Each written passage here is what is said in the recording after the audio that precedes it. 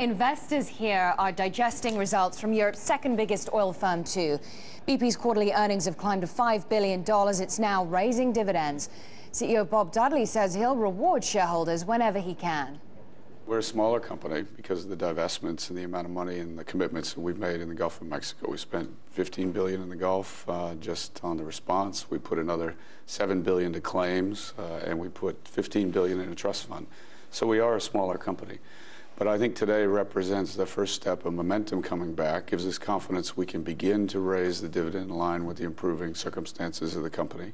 So I think you can look to BP to have a progressive dividend policy. Always depends on price of oil and other things. Well, Dudley's been speaking with our Manus Cranny, who joins us now from BP's offices in Canary Wharf. And Manus, he confirmed divestment targets with you, but is this program really on track? Maryam, this CEO, Bob Dudley, has really made a statement. He's moved from St. James's here to Canary Wharf, leaving behind the era of Brown and Tony Hayward. And he was very clear that the progression in terms of the assets they were going to sell was the top of his agenda, but he wouldn't sell them at any price. And now we're being very, very selective about it. We're looking at quality. We're going through the portfolio.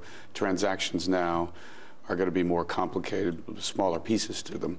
But we've got targets that we think others can be worth more to others than us, and it's going to take some time. Refining right now takes some time to sell refineries. You see that all over the world, but we've announced 2 sales in North America that I hope we'll be able to announce progress in by the end of the year.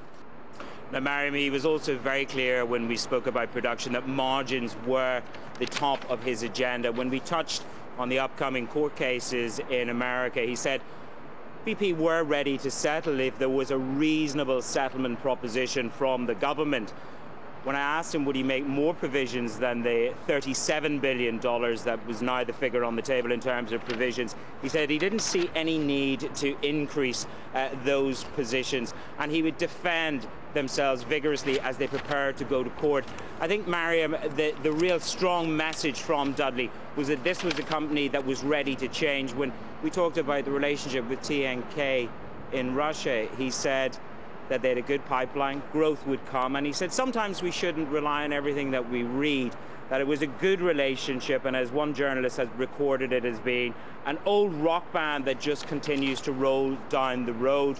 Exploration is the top of the agenda, dividend payments to shareholders, and he's going to spend the day here with institutions, making sure that they're on track with a new reinvigorated BP. And in terms of the hot West African exploration, it's certainly on their agenda. Maryam. All right, Manus, thanks so much for bringing us that interview with BP CEO Bob Dudley.